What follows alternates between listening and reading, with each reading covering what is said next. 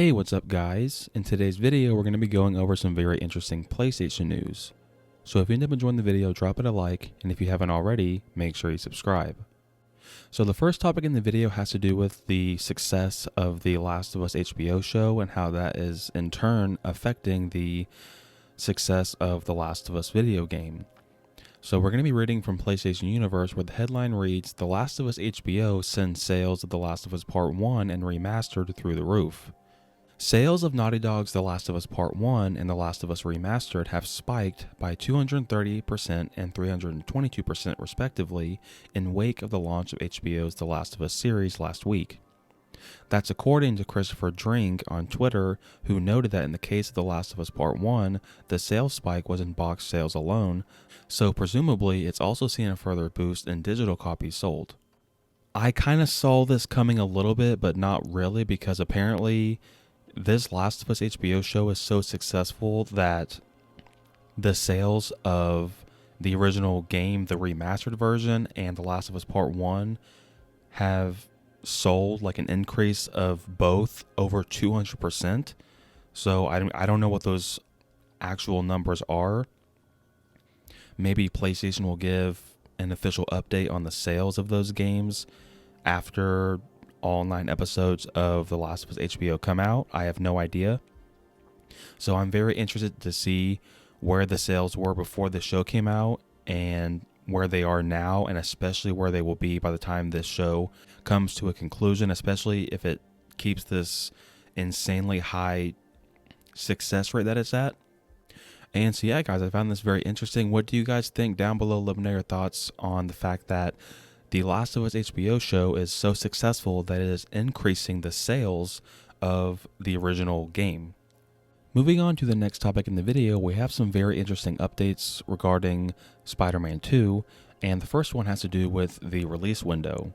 So, reading from PlayStation Universe, the headline reads, "Marvel Spider-Man 2 PS5 developer is confident of 2023 release window, says Spider-Man voice actor." Speaking during an interview with Comic Book Movie, Yuri Lowenthal, the voice actor behind Spider-Man and Insomniac Games' franchise, has said the developer is confident in meeting its 2023 release window for Marvel Spider-Man 2. Lowenthal confirmed that he's still working on the highly anticipated web-slinging sequel and revealed that it's a massive game, which will no doubt please fans of the original. Quote, "I've still got a little bit to do. It's a massive game, so I'm still doing a little bit of work. I know they're confident about the release date, and Insomniac has always been good about that. Obviously, I can't really talk about the game much, but I will tell you that it's astonishing. I'm so excited for you to play it. They know they've got big shoes to fill from the last 2 games, and they've done it. I just can't wait for people to play it," unquote. And so yeah, that kind of ties both pieces of news I wanted to talk about in one when it comes to, yeah, Yuri Lowenthal. He is the voice actor for Spider-Man in the original Spider-Man and Miles Morales, and he's coming out and saying that Insomniac feels very confident that they will release this game during fall of 2023, because at the end of last year they gave us some news like, hey, this game's coming out in fall of 2023, and so obviously we're all hoping they can hit that release window. Yuri Lowenthal is coming out and saying that they seem very confident that they will, and I truly believe that, because at this point in time, I would say it's not really even close that Insomniac Games has been carrying the PS5 generation so far. And I just can't wait to see what they do with Spider-Man 2. And also, Yuri Lowenthal is saying that Spider-Man 2 is going to be a massive game. Now, obviously, we know it's open world. It takes place in New York City. Insomniac has big shoes to fill from the original Spider-Man game and Miles Morales, and they do. And he's saying that they have. And I mean, obviously this coming from a guy that is voicing and doing mocap for the game itself, obviously he's going to say these things. He's not going to come out and say, oh yeah, this game's going to suck and it's going to fail. Like, no, he's going to come out and say like, oh, this is like the best game ever. Like, that's what happens with movies and everything, you know? But I really do believe it. The fact that like Venom is going to be in this game and probably going to be the main villain, I have no doubt that this game is going to surpass what Insomniac has already done with Spider-Man and with Miles Morales. And I'm just very, very excited to see where Insomniac takes this story. And yeah, I do fully believe that this game will come out sometime in fall, and I'm just extremely excited to play it.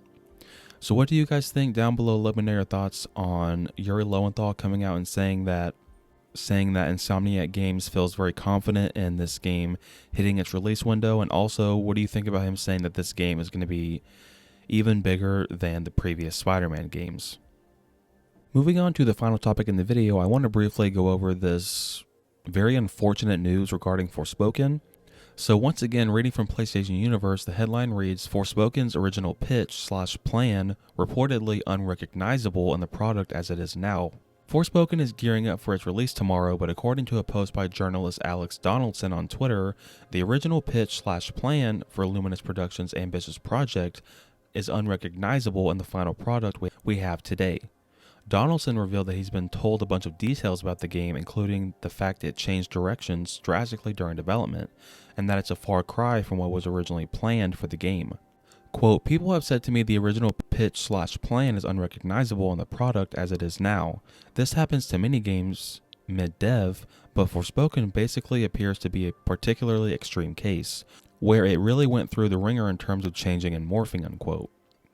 And so yeah, guys, this is some very unfortunate news coming out for Forspoken.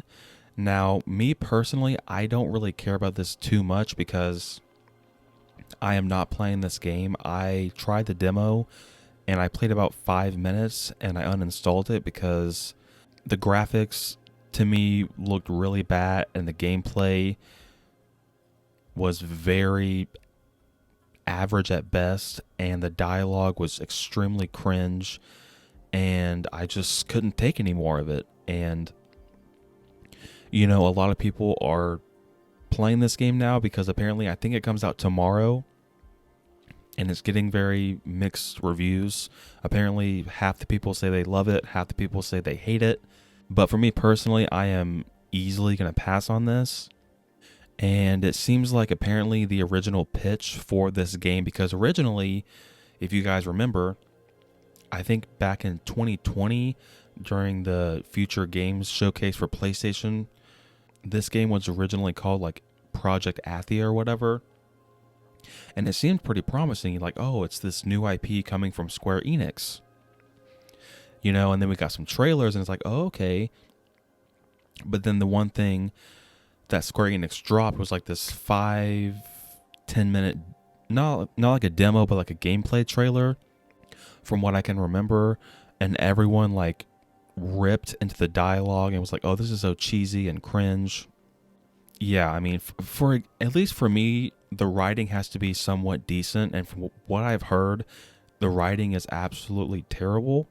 And so I really believe this because it seems like the original pitch was completely different than what the game is now. I don't know how that happened. Apparently, that happens to most games where they change a lot of stuff around the halfway point of development. But apparently Forspoken is one of those rare cases where it was changed so much that it's literally like a completely different game. And so yeah, guys, I truly do believe this game will flop. I feel like it'll probably get like a Metacritic of like in the 60s, maybe low 70s at best. I mean, I don't want this game to flop, but at the same time, if for some reason Square Enix changed this game and it's just really bad and they just want to hurry up and release it and then move on back to Final Fantasy, I mean, I kind of hope it flops, but at the same time I don't because it's a new IP. And so yeah, guys, what do you guys think? Down below, let me know your thoughts on the fact that apparently the original pitch for Forspoken is completely different than what the final product is. Thank you guys so much for watching this video. I really appreciate it. If you enjoyed it or found it informative, drop it a like and hit the subscribe button by turning on the post notification bell so you don't miss my next upload. Until next time, guys, take care.